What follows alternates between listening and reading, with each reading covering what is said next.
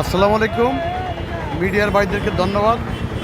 আজকে ষষ্ঠ দিন, দিন যাচ্ছে, আমার জনপ্রিয়তা দিন দিন বেড়ে যাচ্ছে। আমিও যদিও দীর্ঘক্ষণ আমার ভাওয়ালগড় ইউনিয়নের মরিপুর বাজার অত্যন্ত গুরুত্বপূর্ণ বাজার। একসময় আমি এই এলাকার চেয়ারম্যান ছিলাম। তো আমার আগের মানুষ আমাকে তাদের কাছে পুনরায় পেয়ে তারা আনন্দে আত্মহারা। তারা সকলেই ইতিমধ্যে আমার সাথে মত বিনিময় করেছে যে আপনি বাজার ঘুরে যান, মা বোনরা সকলে মিলেই আমরা আপনাকে ভোট দিব এবং আগামী 12 তারিখে গোড়াপতিকে ভোট দিয়ে আপনাকে জয়যুক্ত করে আপনাকে আমাদের সেবা করার সুযোগ দিব।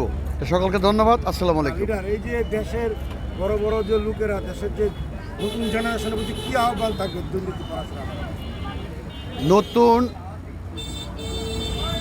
যুব সমাজের জন্য দুর্নীতিমুক্ত একটা সমাজ ইনশাল্লাহ আমি নির্বাচিত হয়ে গঠন করব। এটা আমার অঙ্গীকার।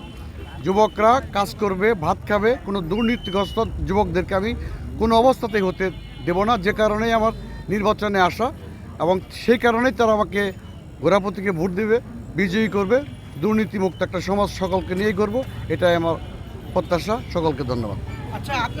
আসলে স্থানীয় সরকারের দীর্ঘদিন দায়িত্বে থাকার পর আমি দেখেছি যে জনগণের চাহিদা, স্থানীয় সরকারের পর্যাপ্ত বাজেট থাকে না, যে কারণে সকল পর্যায়ে সকল মানুষকে উন্নয়ন দিয়ে সমৃদ্ধ করা যায় না, মানুষের চাহিদা পূরণ করা যায় না।